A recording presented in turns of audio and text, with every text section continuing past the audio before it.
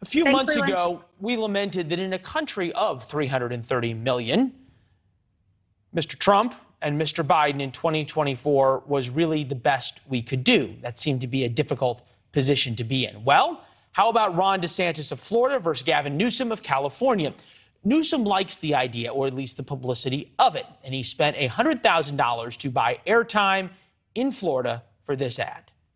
Freedom, it's under attack in your state. Your Republican leaders, they're banning books, making it harder to vote, restricting speech in classrooms, even criminalizing women and doctors. I urge all of you living in Florida to join the fight, or join us in California, where we still believe in freedom. Freedom of speech. All right. Both men face re-election this fall, setting them up with 2 years on the government payroll for trips to Iowa and New Hampshire.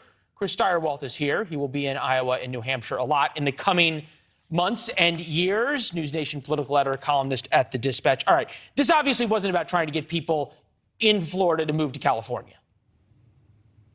No, I mean, look, we saw Rick Perry do this on the Republican side when he was seeking the Republican nomination twice. But the idea of holding your state up as the standard and attacking, in Rick Perry's case, it was Texas versus California. So this is Gavin Newsom saying that sauce for the goose and sauce for the gander, and he's going to try to pick this fight. And obviously, it works at least to the degree that you and I are talking about it right now. And it's interesting, and it talks about what his positioning for 2024 is really like. At some level, do these fights between the shadow candidates, if you will, for 2024 allow them to run for president without actually, in Gavin Newsom's case, saying, I'm taking on the sitting president, or Ron DeSantis opening himself up to the fire from Donald Trump? Well, DeSantis and Trump are doing a different kind of dance, and that's a very weird, it's a very weird situation. But Newsom's doing something which is more straightforward. Joe Biden can't say, as you were talking about with the other Chris before, Joe Biden can't say, I'm probably not going to run. You guys go ahead and make a break for it. Let's see who does it. Gavin Newsom is the most likely, right now, I would say, the most likely Democrat other than Joe Biden. If Joe Biden does seek a second term, it could be very ugly. It could be he will get primaried. It could be hard. But the person most likely to be the Democratic nominee other than Joe Biden is probably Gavin Newsom. Kamala Harris and her defects are so well known to Democrats, and the challenges that she faced when she was trying to run for president in her own right were so clear that she's almost, I won't say disqualified, but she's so badly injured in this way. Whereas Newsom, who is the telegenic, glib governor of not only the largest state, but the most important electoral state or delegate state for Democrats, Newsom has to be thinking this is his moment. Hometown advantage. Boy, for as ugly as a primary fight would be, it would be an awful lot of fun to cover. I said it says a little anticipation in your face.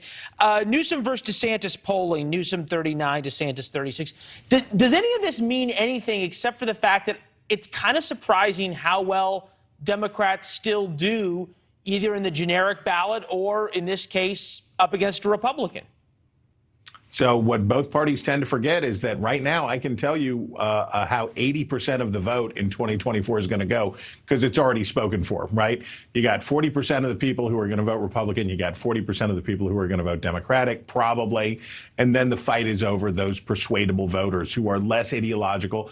They're less partisan. They're more attracted to personality. They're more attracted to the energy that's going on in the country. They're more suggestible.